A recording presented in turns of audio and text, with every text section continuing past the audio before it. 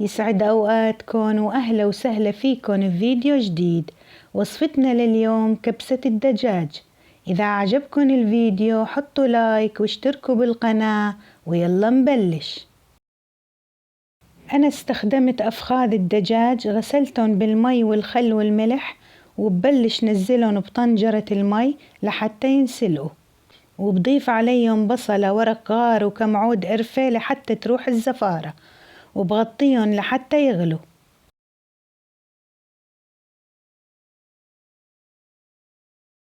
ولتبلة الدجاج 5 معالق لبن زبادي، 3 معالق كبار طحينة، 3 أسنان توم مهروس، ملعقة صغيرة بابريكا، كاري، فلفل أسود، كزبرة وكمون، وملعقة ملح، ونحركن مع بعض.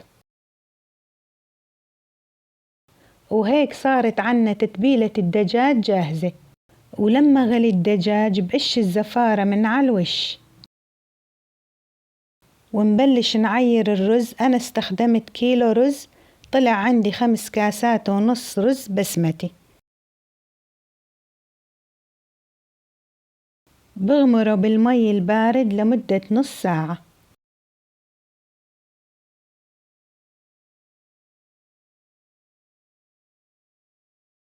وبعد ما انسلق الدجاج بلش ادهنه بالتبلة اللي جهزتها.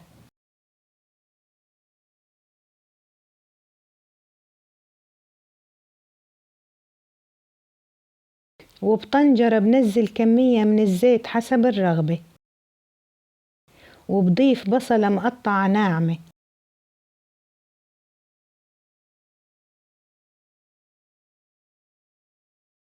وبحرك.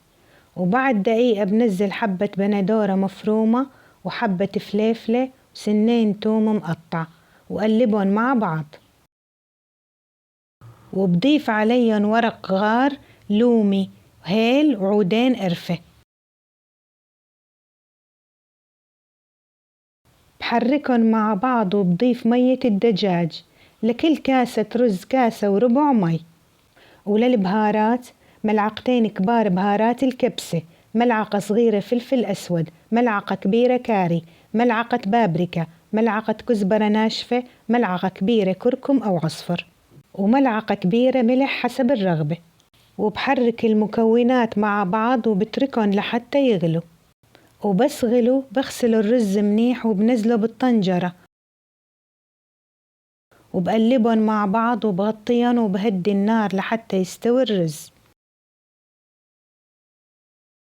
وبمقلاية بحط زيت وبسخن الزيت بقلي قطع الدجاج لحتى تتشقر.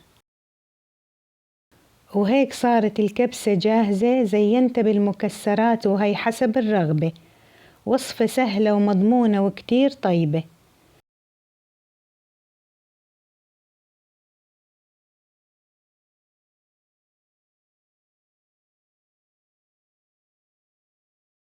وهيك صارت وصفتنا جاهزة، إن شاء الله تعجبكن، وصحتين وهنا.